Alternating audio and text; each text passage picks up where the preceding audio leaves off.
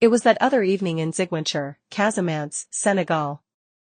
I was in that random hotel's neat garden, sitting and sipping that Gazelle Senegalese beer I had just ordered. The moment was of a highly exhilarating quality. Some interesting company was the only thing I could wish for to have it elevated to something closer to ideality.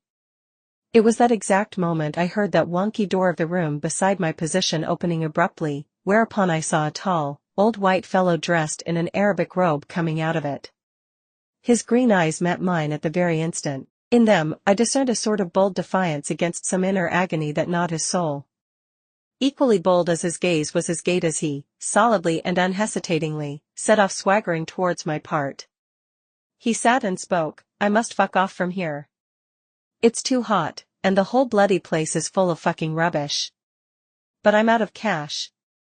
I have some dollars, but the banks won't open until Monday, and I can find nowhere to change them.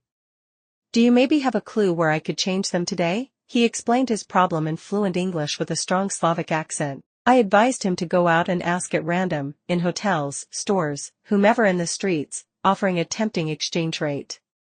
He did that. He was back in half an hour. He had not managed to change his dollars and uttered a profuse load of curses commenting on the issue. "Have a beer," I suggested. He followed my suggestion promptly, striding straight to the bar and returning with 2 gazelles a few moments later. We spent the rest of the evening there, me endeavoring to extract his peculiar life story and he narrating it eagerly. And here comes a summation of it. He was born in 1948 in the outskirts of Warsaw and grew up amid the acme of communist Poland. Since those days of his youth, his whole existence got centered in what was to dominate his entire life thenceforth, women, or, more specifically, the treasure between their legs, in his own words. Girls, girls, girls.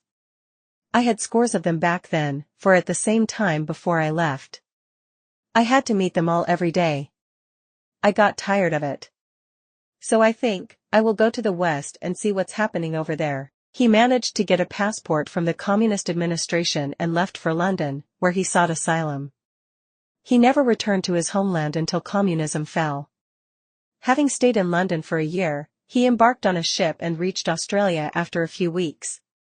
There he spent some years working in mines and construction until a friend suggested to him, "Why don't you go to the psychiatrist and get a leave?" He visually demonstrated how the conversation with the loony doc went by, which was not a conversation really, but rather him pronouncing an array of picked out at random words mixed with other freaky noises, and the man on the other side of the desk signing a 6-month leave for him.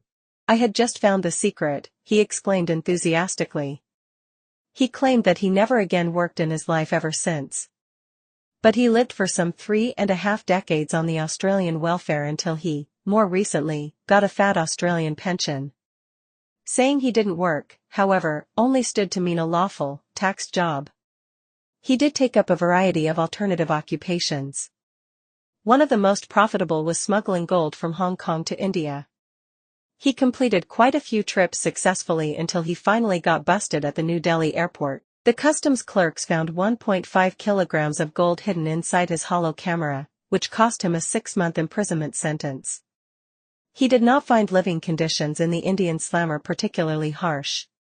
He described the Indian prisoners as peaceful dudes.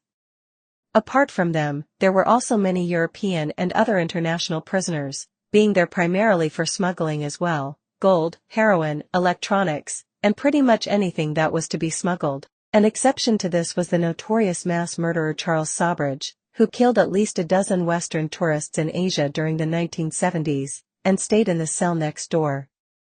The fact that he had to share a nasty cell with another 70 to 80 men and manifold as many rats and cockroaches, he did not find pleasant, though tolerable. When he was released, he found himself in the dreary situation of being an incognito in India. His passport was confiscated and never returned. And on top of that, for a reason I did not quite understand, the Australian embassy in India could not issue him a new passport and exhorted him to cross the border to Nepal clandestinely to get one from the embassy over there. And so he claimed he did together with an East German bloke who had found himself in the same situation. They traveled with rickshaws and buses to the border, made it across through the fields in the night, and ultimately ended up with new passports in Kathmandu. Returning home to Australia after this adventure, That was when he received the hardest blow of his life. A boyfriend had moved into his house together with his wife. Her cheating on him wasn't the novel thing, that happened regularly ever since they got married. One time, he said, he busted a lover having entered his house 10 seconds after him leaving, when he turned back for the car keys he had forgotten. The novelty now was that he was definitely thrown out of his house and separated from his 2 daughters. He could do nothing about it. The law constituted an insurmountable barrier between him and his family. He concluded with a lengthy and fiery speech blaming Australia's legal system for his predicament and praising some alleged, long bygone days when he could have slaughtered his wife's and daughter's lovers without needing to face any consequences. Even though many years had passed since, the bitterness of the incident was obviously still nestling deep inside his thoughts. As we kept discussing it, he didn't seem to grasp my idea, that to marry a hardly adult, 15 years younger than him, random Filipino girl whom he met in the streets of Manila and could not speak a single word in English, just because she was very pretty, wasn't quite the right thing to do in the first place. However, he understood rather well by himself and admitted that the family issues they experienced were primarily caused by his faulty behavior. During his married life, he would spend at least 10 months of the year traveling around the world, living in brothels in Indonesia and stuff, without ever bothering to give some sign of life back home. He said he hadn't slept with a woman for the last 4 years because he came to despise them after the bad experiences he'd had with them, but one may suspect other reasons of biological nature. From what I understood, however, his emotional needs were as high as ever. He confessed that he still was in a quest for a wife and soulmate, but he gave me a deriding look when I asked him whether he's thinking about a Polish woman near his age, for example. Are you fucking serious? Near my age? I am 70 years old. 70-year-old women are ugly. Look at me. I am old. I am ugly too. But at least I can refrain from looking myself in the mirror, no. He plunged into his thoughts for a bit, but you know what? I'm also thinking of another thing. I can buy a caravan in Poland and live there the rest of my life alone. No, I will get 2 dogs, too. Yes, that's what I will do. That's what I must do.